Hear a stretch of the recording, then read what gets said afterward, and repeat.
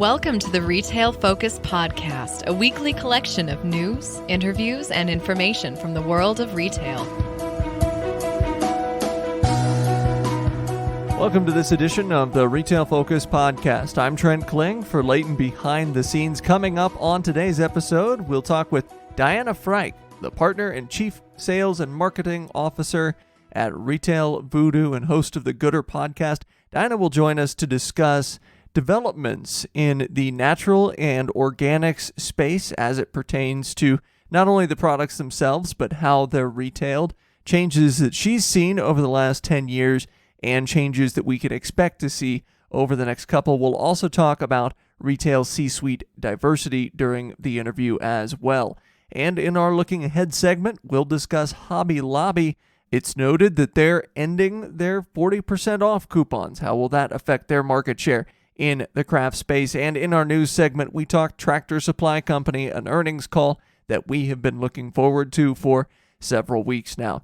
A reminder that you can rate us or follow us on any podcast listening service that you happen to access us on. Again, ratings do help others check out the podcast and find the podcast. So if you like us, go ahead and give us a rating. We are very appreciative for all the folks that have done so to this point. Also, you can check us out on social media at Retail Podcast. Let's dive into Tractor Supply Company. You know, their last few quarters were stellar, and the bottom line for Tractor Supply this quarter also bested analyst expectations. Earnings per share came in $1.64 versus expectations of $1.52. But what caught our eye was their raw sales numbers, and of course they went a little bit deeper into how they were able exactly to boost sales for this last quarter. Now, coming into this call, their numbers had been strong. You look at Q2, Q3, jumping on a year-over-year comp basis by the mid-20% range. Now, this quarter, believe it or not, saw a slight improvement in this regard. How much the nesting phenomenon has crossed into the farm and home retail space as a whole is up for debate, but it is clear that Tractor Supply, at least, is seeing massive success currently, and a lot of that is due to people spending more time in their homes and being more self-reliant. So this is a sector where, again, Tractor Supply has to be necessarily our bellwether because so many other major players in the space, you look at Fleet Farm, you look at Big R, you look at Atwoods in the southern U.S., you look at a number of different chains. You've got these 30 to 50 store chains that are mostly privately held. Very tough to get an idea of how well they're doing. So Tractor Supply is kind of the indicator for this space. And what Tractor Supply has indicated is, yes, people spending more time at home is good for their business. Now, let's talk about the numbers before we talk about those products and the products that are surging for them. Their strong fourth quarter meant that they reached the $10 billion plateau in yearly sales for the first time as a company over the course of a fiscal year. Overall net sales increased 31.3% over last year's fourth quarter. Comps were up an impressive 27.3%. Now, this brought their overall comps for the full fiscal year up 23.1% over 2019. And unlike most retailers, Tractor Supply Company saw a nearly even boost in traffic, which was up 14.3%, and ticket, which was up 13.0%. Now, traffic outpacing ticket for retail as a whole during the pandemic has been very rare. However, it's not so rare when you compare them to the likes of home improvement retailers. Home Depot's transaction count, for example, in the most recent quarter also outpaced ticket growth. And it should be mentioned as though it's not just a matter of home improvement or farm and home retail and this phenomenon being located within them. Retailers in smaller markets have seen traffic less impacted by the pandemic as well. TSC, definitely more rural oriented. Hibbett, for example, has seen traffic up since July or so. You're just not seeing those impacts in rural areas of people staying away from the stores. Part of this is because, as we've talked about before on the podcast, whether it's perception or reality, seems like rural markets have been a little bit less worried about the pandemic as a whole. The other aspect of things, and again, this is something that a lot of people ignore, you can't order online and get things next day delivered or even 2-day delivered if you live in rural areas. As someone who lived in a rural area for several years, I can certainly vouch for that fact. an Amazon package that might take me a day to receive in Colorado would easily take a week in certain areas that I've lived in the past. And so that engenders those store trips and is one major reason why Tractor Supply has seen such success with their buy online, pick up in store initiatives. In any case, Tractor Supply said comps were up across all of their categories. Additionally, all regions of the country performed roughly equally well. Now, the company did note in prepared remarks on the call itself, not in their press release, but on the call, that consumable, usable, and edible categories were all up well above 20%. They also, according to their metrics, were said to gain in overall market share. So consumable, usable, and edible categories, especially the edibles, something that they have really focused on. They've focused on developing their front store for their customers coming in, making it more of a one-stop shop type deal, and they've seen growth as a result.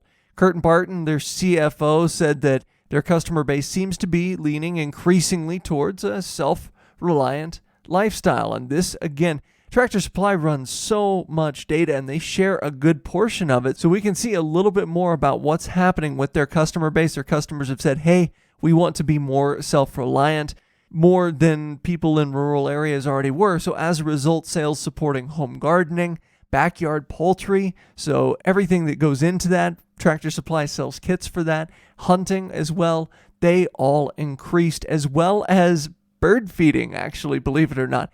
Winterizing products also saw an impressive boost. And speaking of weather, Tractor Supply's business oftentimes is very weather dependent in terms of those comps. Winter impacts were roughly neutral year over year, despite tailwinds they got in the quarter from hurricane impacts in some of their markets. Now, regarding those digital sales, as I mentioned, they were up triple digits year over year for the quarter. But again, we're mostly talking here about curbside or buy online, pick up in store. 75% of their digital sales touched a store. And they're seeing a lot of people place that order online, drive to the Tractor Supply store and pick that up because it's more convenient for them and it's a quicker turnaround than waiting on FedEx or UPS or the Postal Service, the third-party company that Tractor Supply would necessarily be having to partner with to deliver that. Because that's another thing that a lot of people don't talk about is there's not a lot of Instacart services in a town of 2,000 to 3,000 people where you might have some of these Tractor Supply stores. Now, in part to deal with the massive influx of traffic, the company actually increased their workforce by around 25% to close out the year. They added about 10,000 associates during the course of the year. That's amazing considering that their store print increased by less than 5%. But again, you look in aggregate, sales increasing around 30% for the company on the whole on the year. So no surprise to see so many more associates underneath the Tractor Supply umbrella. And one interesting aspect of their call was their notes regarding marketing spend. Where a lot of other companies have pivoted to mostly digital, Tractor Supply Company actually went in on increased traditional print ads and national TV ads during the course of this past year. In fact, during the year, they launched their first national ad campaign in over a decade. Yeah, it did include digital, but I think it's interesting that they circled back to that traditional print media that so many companies are shunning at this point. And this had stellar results surrounding consumer awareness. Unaided brand awareness, they said, based on data they culled from the quarter, increased over 800 basis points in large part due to this campaign. Now, this brand awareness boost, said Barton, at least their CFO, was the second largest driver in their comp increases for the quarter. So here you have all of these other retailers in these other sectors, different sectors to be sure, talking about how their digital advertising spend is creating click-throughs and all of this. And yet Tractor Supply went back to the newspaper, went back to the print media, and it paid off for their customer base. And I think it's important to realize that one size does not fit all for retail. So again, Tractor Supply's core customer, they're looking at still getting print newspapers, still watching national TV, a little bit less in terms of streaming services and digital. And as a result, they are meeting that customer where they are at. They're boosting their brand awareness. And as a result, they're seeing these massive comp increases. Now, All of that said, we do have to cover what could be seen as somewhat negative on the call. Unsurprisingly, their outlook for fiscal 2021 is not as rosy on the comp front. Although they'll be lapping 2020's Q1, which was mostly pre-pandemic for them, their outlook is tempered after sales explosions for Tractor Supply Company in quarters 2 through 4 of 2020. Overall, they expect comps for the full year in 2021 to be anywhere in a range from down 2% to up 1%. However, they do expect their earnings to be roughly around where they came in on an adjusted basis in 2020.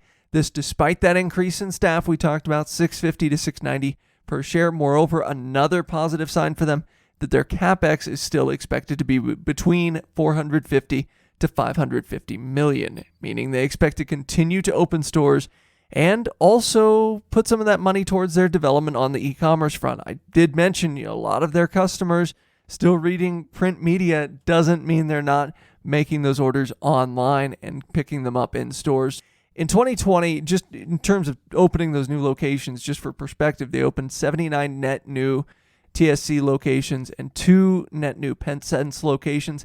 They expect 80 openings for Tractor Supply and 10 for Petsense in 2021. However, they did mention that net of closings, Petsense's growth will likely be neutral, as they did just finish a strategic review of the brand, and they've been going back and forth on Petsense ever since acquiring them in late 2016. They're still working on fully optimizing the chain, and they were very upfront on this call in analyst Q&A, as well as in their prepared statements saying, hey, look, we found that some of the Petsense stores just really aren't working out. Some of them are in close proximity to Tractor Supply Company stores, so there's might be some redundancy there. So they do expect to close anywhere between 8 to 15 of these Petsense stores coming up in 2021, all while opening 10 locations as well. So it's just a matter of really optimizing the chain, and that's something they've been chipping away at and working on, but the fact that it's still going on 5 years down the road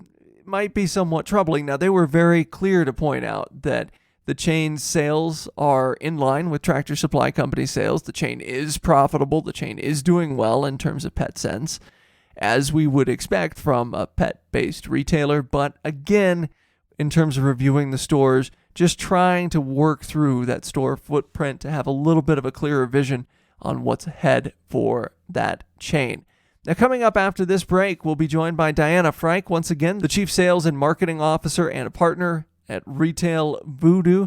Diana will join us to discuss naturals and organics, developments within the last 10 years, developments currently as far as making products attractive on retail store shelves, and also things to keep an eye out for over the next 2 to 3 years.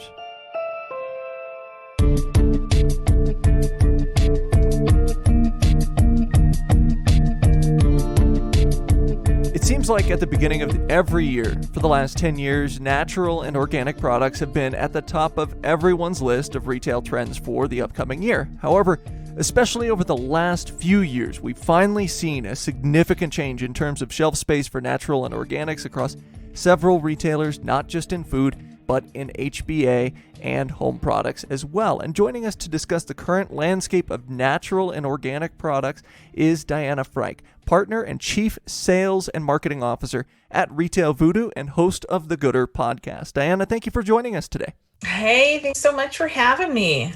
Now, first, I was wondering if you might discuss a bit about your past, both in natural and organic products or any retail adjacent industries, and your current work with Retail Voodoo, just so our listeners kind of know the perspective that you'll bring. Gotcha. Well, I've been working with my business partner under the Retail Voodoo moniker since 2011, but we've been working together since 2006. And I'll give a little bit about what we do. We are a brand development firm. We focus on naturals, better for you organic products. That was when we rebranded ourselves back in 2011. That was a choice that we made, and I can talk about that in a little bit. But absolutely, in the past 2 to 3 years, the industry or the category, or however you want to slice and dice that, has definitely changed from kind of more of that hippie homegrown movement to a far more sophisticated retail space, so to speak, on these products. And I think part of that's driving that is that it's now become a macro trend, but then also food technology has certainly allowed for naturals to start to create products that are more consistent with what the conventional shopper is accustomed to from a flavor and mouthfeel. But prior to that, the reason why we decided to focus in this category is both David and I, at the end of that 2008 recession, really wanted to change what we were doing as a business partner. And what we had worked with the biggest brands in the world, the PepsiCos, the Walmarts, the Starbucks, RAIs, brands that people have in their homes every single day. And we both had situations going on in our family's life where we had found that food and the products that were coming into our home were having impact on our family. Specifically for my partner, David, he had a son who was suffering from not food allergies as we understand them now. There was a food intolerance. And we found that by changing the foods that were in his diet, we went from a child that was taking antibiotics once a quarter because every cold that he would get would turn into something significant to not having a cold for 3 years. And we thought, okay, there's some validity here. I myself, my parents were immigrants, and my whole entire life I grew up with homegrown food that you made in your house. We ate really close to the food source, so lots of raw types of foods. And even as an adult, I still maintained that and was very much a person who used honey to get better or tea to recover from different sorts of ailments. And so we said, let's turn our expertise of brand building in towards this category of brands so that we can help them become really powerful and a macro force and basically normalize the way we used to live and the way we used to eat, but normalize it for CPG brands, these entrepreneurial brands. And of course, since then, we've seen the category change and explode. So that's a little bit about why we do it and how we got into it. So now that we know a bit about your background, turning the calendar to 2021, looking across the landscape of natural and organic products, what does that landscape look like? What's the current state of this sort of subsector, if you will? Well, I have been saying this to a number of people based off the conversations that we've been having with brands that are out there that are looking for the type of services that we do.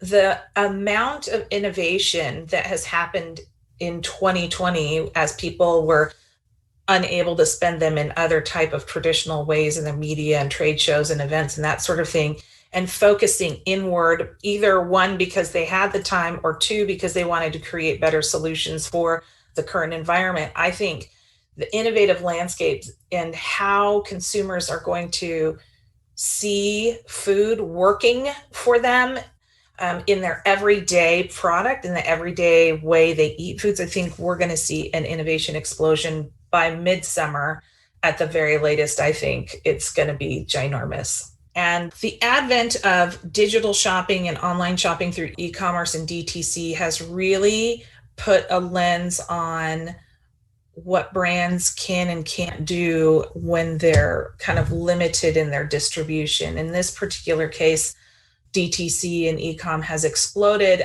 That's never going to go away now. I mean, it just kind of accelerated by a few years. And I think things like packaging being beautiful versus packaging being functional means something completely different now. When you are chiclet size and somebody's comparing you against 13 other, chiclets on their Amazon or their Instacart, if your packaging isn't working hard, but it looks beautiful, you're going to lose your sales opportunity. And I think there's a lot of brands, particularly younger brands, that still think it's all about beauty. And there's such a high level of technical functionality that needs to happen on the packaging front.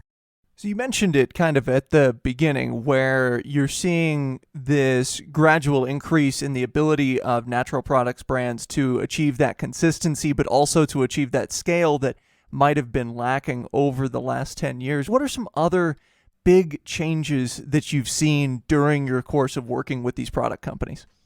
Well, on the plus side, the adoption rate and the normalization from the consumer has been significant. So that's not anything new or surprising, but I would say the outage there, in my perspective, is an opportunity, I think, for retailers who I think are really savvy to what I'm about to say, and then also product manufacturers, is there's a gap between the consumer that is so far away from the naturals and organics world and this kind of healthy, better for you, which tends to be a very affluent bubble and a very specific bubble. So the naturals industry still seems to be focusing quite heavily on the consumer that has already adopted naturals. They have a discretionary income to try lots of different products. And there's still a whole audience, I think, from an innovative standpoint, whether it's go-to-market strategy or price points, distribution, et cetera, to attract a whole new audience that needs a little bit more education, but is farther away from like the kale chip and kombucha type of products. So I feel like the retailers like Walmart and Amazon have this amazing opportunity to stretch into those worlds. And there's just a gap in the products that stretch from fried foods and sodas to the kale chip and kombucha. I think that there's opportunity there that might not be completely utilized. I want to dive a little bit deeper into this because I think this is a fascinating aspect, certainly, of where we're at in 2021. When you look from maybe a CPG point of view, they'll look at, we'll use Dollar General as an example because they're a big company that invests a lot in especially rural areas or maybe not so affluent areas. But a CPG might not want their product in Dollar General because they don't want to devalue their brand. And then on the other end of it, Dollar General doesn't just want to accept the product outright because they're afraid it might not sell. How do you break that kind of chicken or the egg conundrum and make sure that these maybe more rural areas or less affluent areas have access to these products? That's a really good question. I've had conversations with a number of women on the podcast. I know we'll talk to this a little bit later, but I think it depends on who you are as a CPG. I think the Frito-Lays and the Mondelez of the world, a couple of brands that I've interviewed in the past, they get that this food desert component exists. And sometimes in some communities, it might be a Dollar General. That might be the primary opportunity for some of these brands to present themselves to a consumer. And they're savvy to it, but they also have scale and distribution that allows them to be able to reach into those communities where smaller brands don't necessarily have that ability to reach. So I think there's some tricky things that might need to happen in regards to relationships and distribution paths into those areas or into those communities. In addition to that, there's a disconnect on education and what some brands might understand as educating a consumer about what it is their brand stands for and what it's going to do from a health perspective. Frequently, some of these better for you brands are using language that requires a level of assumption from the consumer to have a certain amount of education that they care about what they're putting in their body because of what their world looks like. If you are a consumer that has less of a discretionary income and you're selling your product because it's going to extend your life and you've got people who aren't quite sure what next week or next month look like, that's not going to be a good fit. And your product may not be a good fit for that consumer anyways. However, when we're talking about product innovation and the opportunity to start talking with those people, I think the education of there's some more holistic lifestyle education that needs to go into the brand storytelling in order for people to really even care about what the product is that's coming to them. And until that gap is breached, you're not going to drive trial at a Dollar General simply because if you are on a limited budget, you're going to purchase something that you know you're going to like or you think you're going to like. And if you're not already educating them by the time they come into a Dollar General and your price point is just a little bit higher than whatever multinational is on the shelf right next to you, you kind of lose that opportunity. So some of it is what's appropriate for the brand. Other parts of it is understanding how your brand needs to do some education outside of features and benefits and functionality in order to be able to even get this prospective consumer to understand what you're all about. Some great insight there regarding a potential education gap. I also wanted to ask you, we've talked about getting these products into the hands of maybe, as you mentioned, less affluent people or people that aren't used to buying natural and organics. What are some other areas where you feel like there's runway for growth here over the next 3 to 5 years in this area of products? It's really, really tough because I'm going to say we have some really smart innovation that's coming out here. And maybe I think my business partner, we just published this article that he wrote.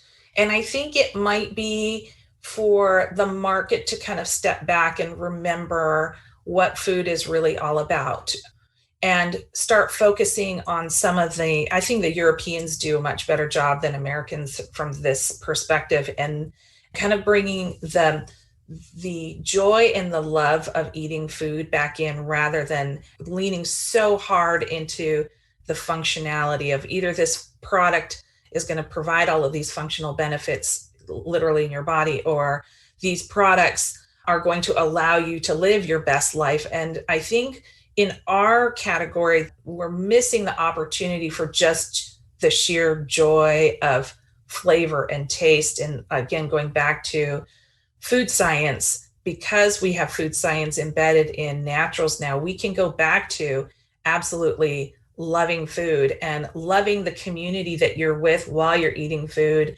And I think there's a lot of opportunity to just kind of remember that food is yum. And then anything that I make for you, like we rely on food for so many different kind of interaction and pivot points in our life. And if I'm giving out gifts for the holidays, it's frequently food. If I'm meeting a friend, it's over dinner. If I bring somebody over to a house, I have food there. Why? Because that is a communal thing. It's something that we bond with and we make memories with over our lives. And I think we could be actually making foods in the naturals category that just taste good. They don't have to have 800 functional benefits in them. They could just be amazing.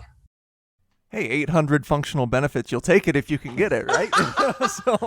But I wanted to shift gears a little bit. I know you have done a tremendous amount of work at Retail Voodoo over the past several years, and I was wondering if you could maybe point out a case study with one of the CPGs that you work with, just regarding maybe either that education aspect or adjusting or altering the brand such that you're finding a way to tell the story better a little bit in a retail context. Yeah, I'm going to tell the story about probably the oldest vegan brand in the world called Loma Linda. It's probably a brand that many people have, a few years ago when we worked on the brand, had never heard of. And even now, it's still growing in the category. And I really want to tell this story because it was just an amazing opportunity to change a lot of things. So first of all, Loma Linda was started by the Kellogg's brothers just over 100 years ago. And they were part of the Seventh-day Adventist religion group. And part of the thing that is important for Seventh-day Adventists is this kind of very vegan and plant-based diet that we learned about. And they wanted to start creating something at that time that was shelf stable and could be sold across the country. When we started working with this brand, it had been recently acquired by somebody who David lovingly calls the tuna baron. He had worked for some of the largest shelf-stable fish companies in the world, brands that we all recognize. And he purchased this company because he saw an opportunity to create these plant-based vegan type brands in a way that could do what the Seventh-day Adventists wanted to do, which was a very healthy lifestyle, but then also infuse it into the naturals category and kind of leverage their expertise. And one of the things that was interesting about is when we started working with them, we took a look at, as we do with all brands, we take a look at everything. We're not just looking from a marketing perspective, but we're taking a look at what's your product mix, what's your ingredient profiles typically look like, how do you do innovation, how are you currently acquiring customers, how do you manufacture, where do you manufacture, et cetera, et cetera. So it's a very holistic approach to brand redevelopment or brand development. And a couple of the things that we found were there were opportunities for the brand to get better at product innovation, They were currently branding and making products when we were working with them that had that had lost its kind of love with the new generation of Seventh-day Adventists, which was pretty much their core consumer. And it was because the way the manufacturing of their product was at the time they were being manufactured, that made complete sense. But now with new food science, the ingredient decks were a little bit dirty. There was a little too much in there. And we said, we're looking at what you're doing here, and you want to talk with a naturals consumer, and your ingredient deck is not, the naturals buyer isn't going to buy this. They're not going to trust what you're giving to them. So we talked to them about innovation. At the same time, we were looking around the world at the trends that were happening. And we found Loma Linda University, which is in a blue zone, which was somehow connected with Loma Linda. And we started to identify that blue zones were areas where people lived, typically over 100 years of age and older, but healthy lifestyles. They had very specific lifestyles, very plant-based. They exercised quite a bit. And as we were studying those, and we were studying what was possible with Loma Linda and the original intent of the Kellogg's brothers, and what this new client of ours was wanting to do with the brand. And we realized that if we could come up with a line extension that didn't alienate the existing core and that was consistent with all of these elements that we found, but with a cleaner deck and an organic deck, then we could then keep our original customers, but then grow and continue to shift into ready to eat, shelf stable, clean, plant-based products that millennials, which is where we were targeting millennials, would be very open to eat. So everything from moving the product out of a can into a pouch, making sure that we were taking these, we call them food porn shots on the top, completely ready instead of just ingredient focused, and focusing on the fact that we have longevity if we eat plant-based. So I'm kind of trying to tell a really big story in a short period of time, but I'm hoping that you can kind of hear that there were so many opportunities to take this brand, the equities of the brand, and pivot it in a couple of 3 different ways at certain inflection points, and then set up a new brand that was now targeted at the busy millennial that wanted a plant-based diet, didn't want to learn how to do new recipes, just wanted to heat and go, and know that everything they were putting in their body was going to be healthy for them. And the brand has done nothing but explode since the rebrand, everything from the packaging, which needed a little bit of a cleanup, to ingredients, to distribution, to how we talk to the consumer, et cetera, et cetera. And I want to ask just briefly about that, because I'm looking at it right now. It looks like before Loma Linda kind of had this rebrand and shift in ideology, they're down to 45 retail locations where their products were in, and that's not a lot for a CPG. So where do they stand today? What I can tell you is that when they were down to 45, we were not at large chains at that point in time. It was mostly small distribution, small families. I think mostly Seventh-day Adventist centric stores, of which they exist, those specialty stores. What I can tell you is they are in many, many retailers across the United States. I even think they're at big box for sure. I think we've seen them at Costco. We may have even helped them get into Costco as well. From 45 doors to Costco, that's a pretty big jump right there. So yeah, it says something, right? Absolutely. So I want to pivot yet again, because we talked earlier just briefly about a project that you're working on called the Gooder Podcast. You interview women who are in leadership positions at various food, beverage, and wellness companies. And I'm curious, you've had, I think, close to 30 shows. It might be greater than that, and if so, I apologize. But what's the biggest takeaway for you personally from these interviews that you've been able to hold with all of these people in leadership positions that are working to kind of change the way people think about these products? The biggest takeaway, there's a couple. First of all, I would like to say that there is such a thing as a good old girls network now. I would say that I think that women have come together kind of like how we've traditionally identified the good old boys network. but not in the negative part of it, but the positive part of it, if that makes sense. And I see women leveraging and leaning on each other more to help them get through, to kind of learn and network their way throughout the industry. And I think that is heartening for me. I really like that. The other thing that I will say is the perspective that these women that have had really all across the board, I can say, as you would expect, there's no singular personality, there's no singular POV.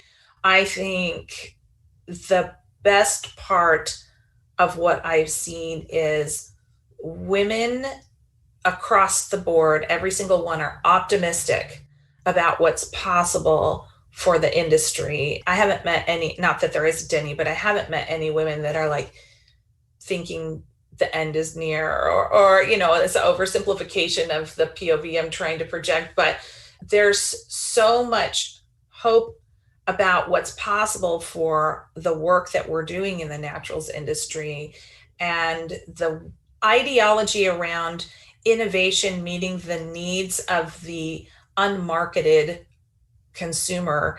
There's a demand there. And I think I see a lot of like, well, if we could only get manufacturers to see this consumer and this consumer and this consumer, think of what we could be doing from innovation, so that there's a push there. It's just the tipping point hasn't happened, but it sounds like we'll be getting there soon enough.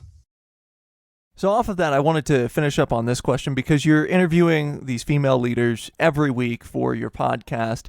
And I think you're looking at retail as a whole, there's still a relative lack of women in leadership positions at most of the major retailers in the U.S. You have great female CEOs like Michelle Goss at Kohl's and so forth.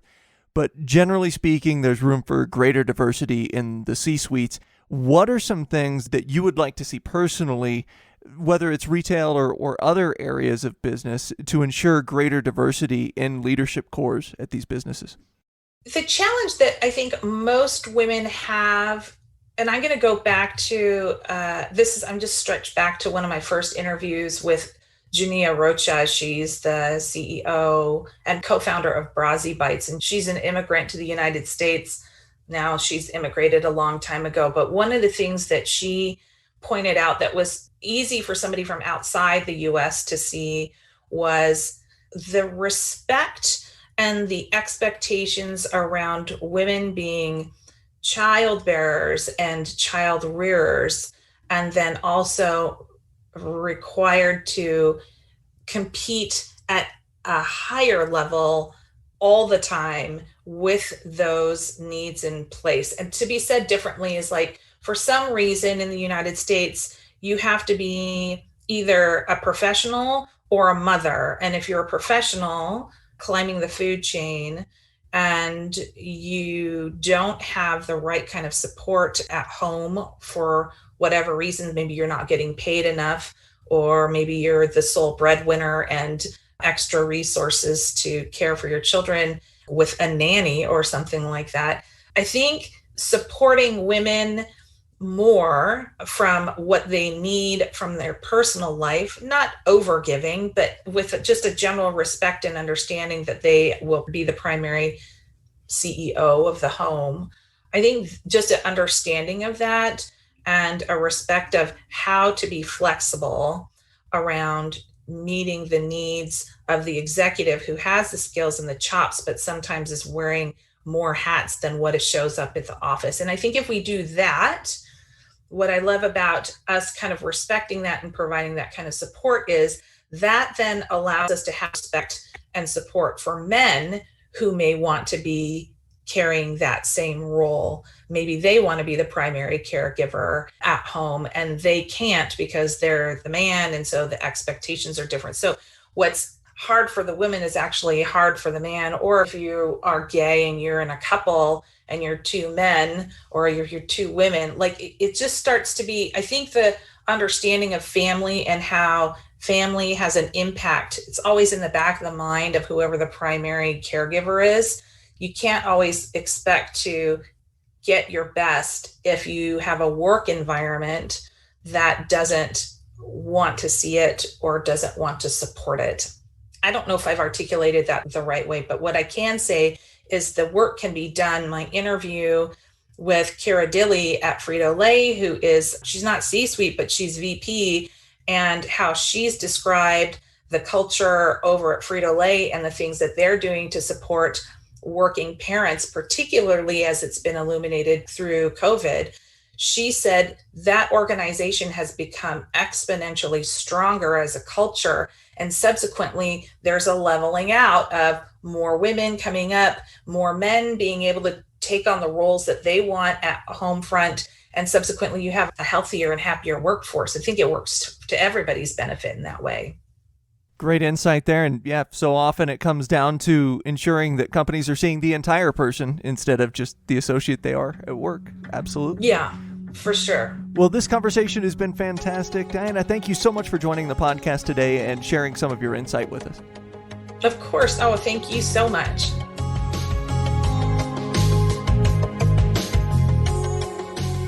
As always, we may have a position in or against companies we discuss on the podcast. Do not invest in stocks solely on the input of the podcast hosts.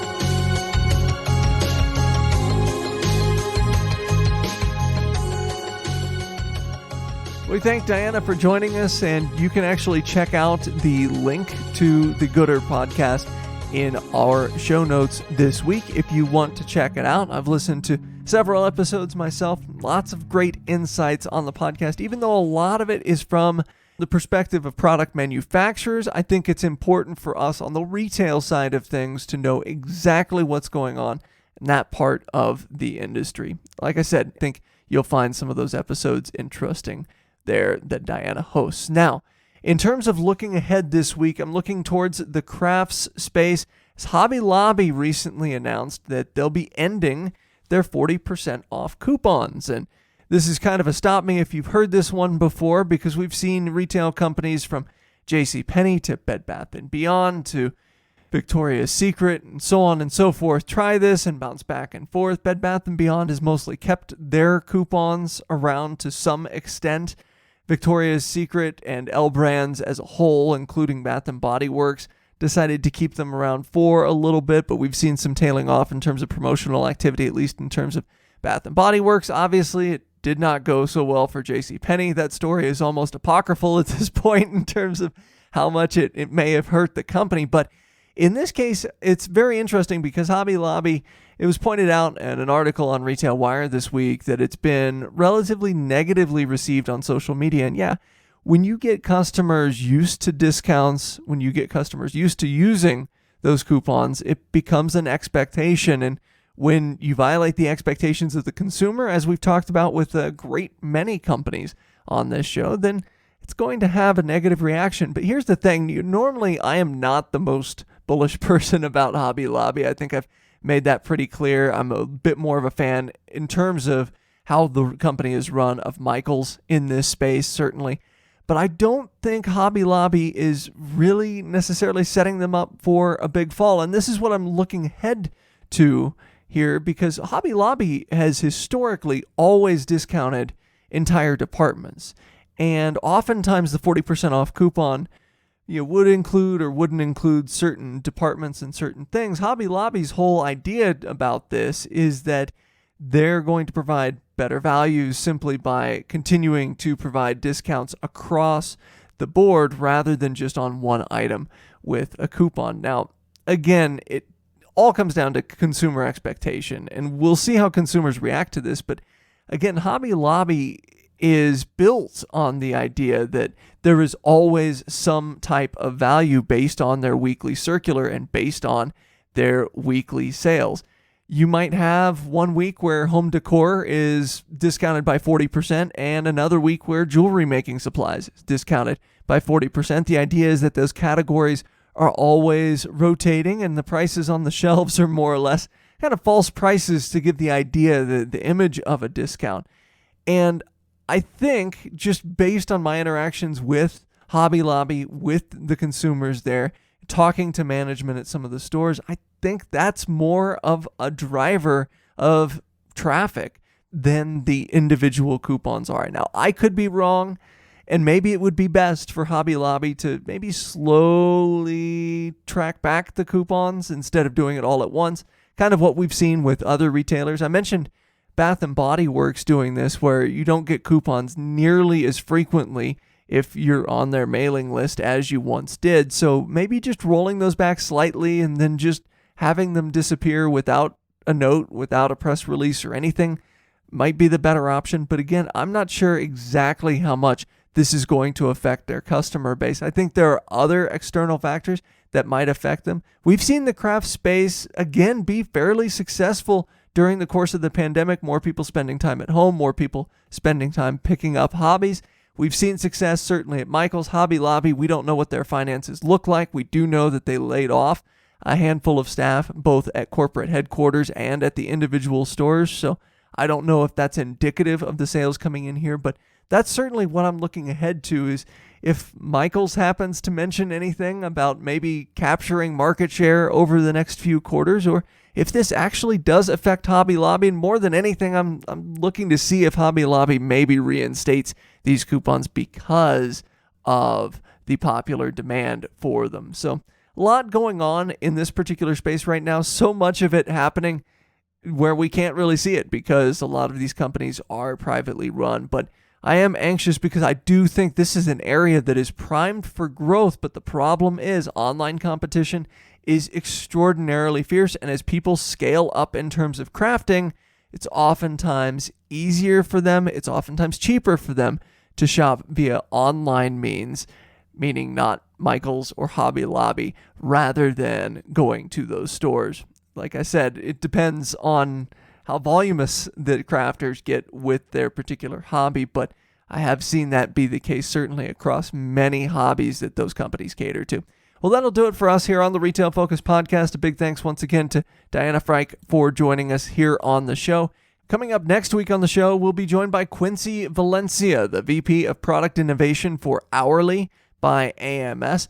Quincy's going to talk about volume hiring for grocery and general merchandise retailers, how volume hiring has changed for hourly hiring over the last 5 to 10 years, how it can change for the better, and what some companies are doing to ensure that they're finding the correct people for the correct spots when they have to hire a lot of people in a short amount of time. Her interview's fantastic.